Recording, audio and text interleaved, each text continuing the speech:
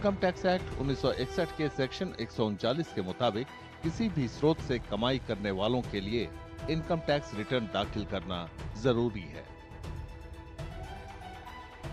कुछ साल से ऑनलाइन सुविधा ने इनकम टैक्स रिटर्न दाखिल करना आसान बना दिया है। अब सीए या टैक्स कंसल्टेंट की मदद लिए बिना रिटर्न फाइल की जा सकती है। I think it's a compliance. It's a compliance which is required and has to be done. And by and large, I think the government is ensuring by sending reminders, by creating various awareness programs that it should be done. So I would put it like this: there is no downside, and it's an obligation, responsibility which all of us have to comply with, and we should do it. वैध pan number के जरिए ITR ई filing portal पर login करके income tax return file की जा सकती है।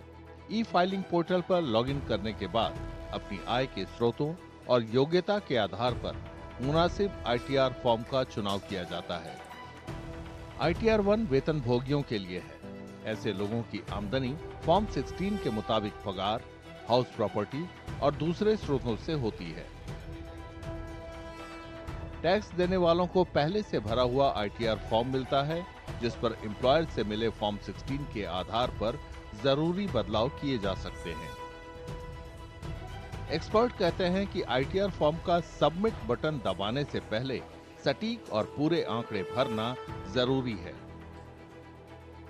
Cross check and verify their incomes over the past in the last year.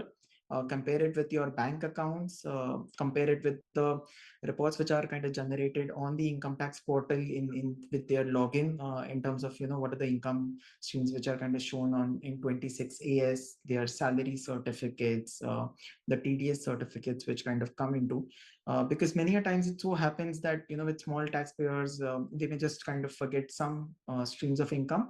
And once you file the return, then the government already has its own database where in CPC that will kind of automatically be picked up, and then notices will be issued to you in case if you miss any stream of income, and then there could be penalty and interest exposure.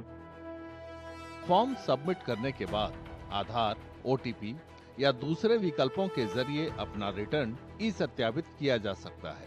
Submit करने के बाद return file करने वाले को registered email पते पर income tax receipt मिलती है। इसे आगे के लिए सुरक्षित रखना चाहिए।